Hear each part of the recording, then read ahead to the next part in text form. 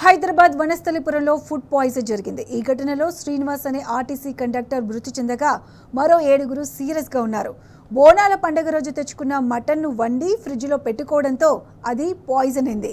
తెల్లారి ఆ మటన్ తిన్న ఆర్టీసీ కండక్టర్ శ్రీనివాస్ కుటుంబం అస్వస్థతకు గురైంది. దీంతో శ్రీనివాస్ ను వెంటనే ఆసుపత్రికి తీసుకెళ్తుండగానే మార్గ మధ్యలోనే ఆయన కన్నుమూశారు.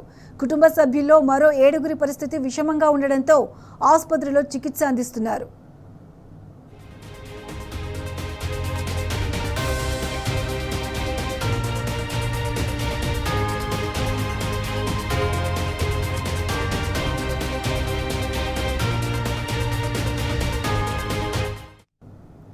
హైదరాబాద్ వనస్థలిపురంలో ఫుడ్ పాయిజన్ జరిగింది. ఈ ఘటనలో శ్రీనివాస్ అనే ఆర్టీసీ కండక్టర్ మృతి చెందగా మరో 7 సీరియస్ గా ఉన్నారు. బోనాల పండుగ రోజు తెచ్చుకున్న మటన్ ను వండి ఫ్రిడ్జ్ లో పెట్టుకోవడంతో అది పాయిజన్ అయింది.